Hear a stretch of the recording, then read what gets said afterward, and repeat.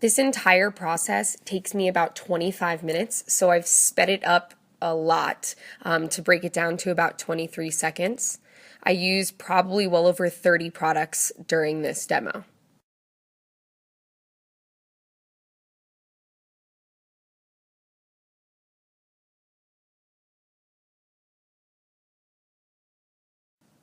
So this is the aftermath here of the demo that you just saw. This is everything that I use on a daily basis, all of the products that I use, and I added them all up, their retail value cost, and the grand total of what everything you see here is worth is $335. So when I think about $335, when I say that in retrospect, I'm like, $300, like no big deal. $335 that I'm putting onto my face every single day. Every day. That's my average routine that you guys just saw is what I do every morning for my makeup. And this is just your basic. Like, this is not even a special occasion makeup. This isn't like going to a party, putting on eyeshadow. No, this is straight up what I wear every single day before I can leave my house to go to school, to go to work, to go to the freaking grocery store. When I think about $335, like that's nothing for me to be proud of. $300. And then I start thinking about what could I be buying with this $300? $300 that I could be saving by just not wearing makeup. No, I'm not saying like not by not eating I could be saving money, or by not having a gym membership I could be saving money, or by not going out on the weekends and doing fun things I could be saving money. No, simply by just wearing less or even not at all of this crap that I'm putting on my face every single day, I could save $335. I know most people who are watching this right now are saying, you don't even look that different.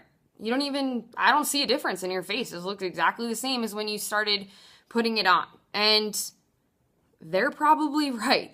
My face probably doesn't look that bad. I think that's the biggest thing about body image, is that it doesn't really matter how anyone else sees you. My boyfriend says I'm beautiful every day. My grandma calls me up and says, "You're so beautiful, Molly," but that doesn't fix this for me. It's an internal issue that no matter how many times you hear you're beautiful, you still are trying to compensate for that within yourself. I think that the real question I have, for not only for myself, but just for everyone out there in general, for women in general, for people in general who feel insecure about something that they really just can't change. Like, I can't change my skin. It is what it is. I've done however many different treatments over however long period of time, but it is what it is. It hasn't changed. Maybe I have good days and bad days, but overall, this is the condition that I'm left with. And where do I go from here? Where do we go from here? And I think part of me wants to just say, screw it, like leave it on, no one will notice, and you can just live with this quietly forever, and who does it affect but you? And I think that that's really marginalizing this issue, that it's just me. Like, this is my problem, and wallowing in my problem and my issue, and having all this self-pity, when in reality there's a bunch of other people who are probably dealing with this, and I can't think that I do any good by leaving this on my face. And if I can't conquer that, then who's to say that somebody else can? All right, so I'm gonna need you all to take a good look at this 25-minute work of art here, because it's all coming off.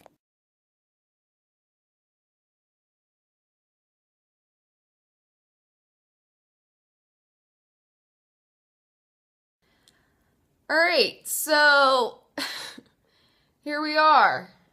Just me and my face. To be honest, I'm not that afraid.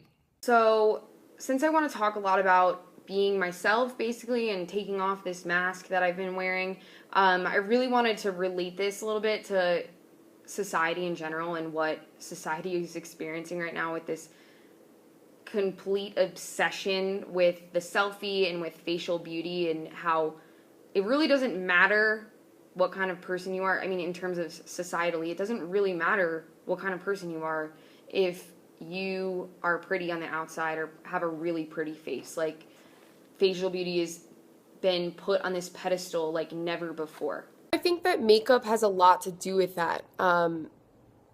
With every new technology, there's always going to be this dark side or unwanted side effect that will come with it. And it's ironic that with makeup, it's something that's so incredibly beautiful. You're putting this stuff on your face because it makes you feel pretty or look better, but at the same time, it's taking away and devaluing so much of who you actually are as a person and saying cover that up.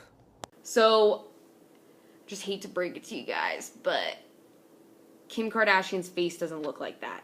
Neither does Amber Rose's, neither does Kylie Jenner's. And quite honestly, my face does not look like the pictures that I post on Instagram.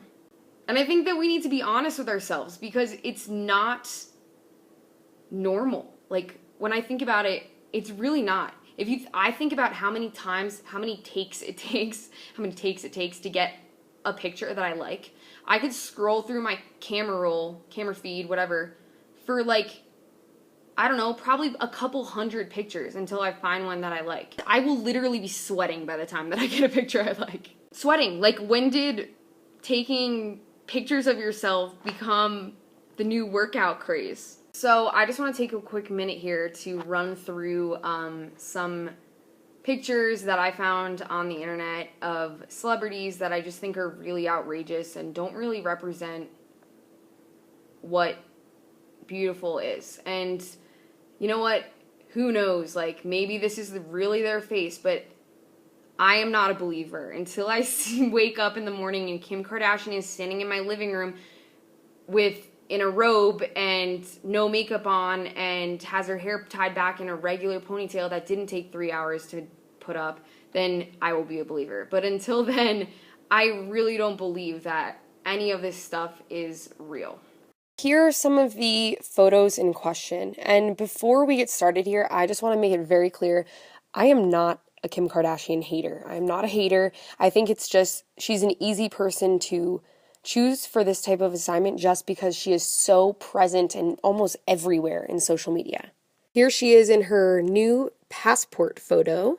And on the right, we have a picture that has gotten a lot of attention on social media lately because she cropped her own child out of it.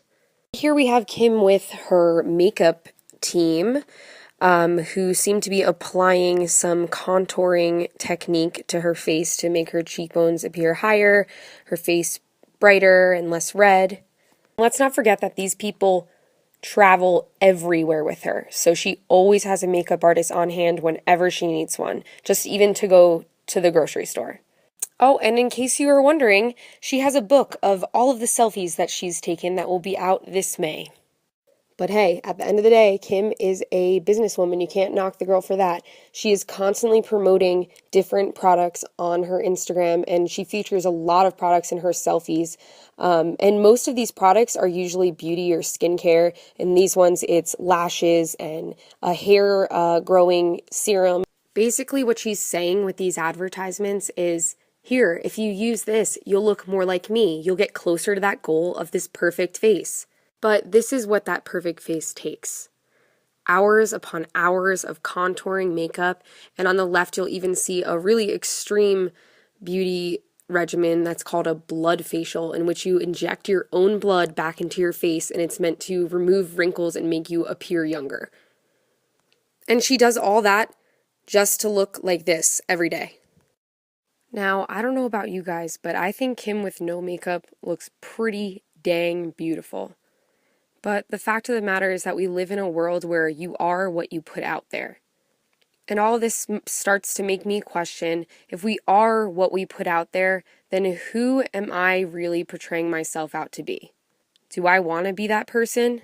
Do I want to be this person? I think that I want to be me. And if this is me, if this is me, if this is me, if this is me, then who cares? It's a red dot on my face. No one says to me, Molly, you're not smart because of that pimple. You are not talented because of that pimple. You didn't get a good grade on your exam because of that pimple. You don't pay attention in class because of that pimple. It's just a pimple. And at the end of the day, I think I need to separate myself from it and realize that there's so much more to me than how my face looks on the outside. I mean, this sounds so stupid and cliche and really like the worst cliche thing you could ever say, but I like me for me, and what matters is on the inside. And I know you probably all heard it like 1,000 times, but it really is true. I mean, it doesn't change who I am as a person by what I put on my face. The reality is that this isn't me, but this is. And this me, the real me, is so beautiful and so fun and so smart, but I hide so much of this behind a wall of makeup. So here I am, out in the open, being me. This is my face, and shit, even this is my face. With that all said, I think it's time to show people your selfie. Show them your real selfie and face your face.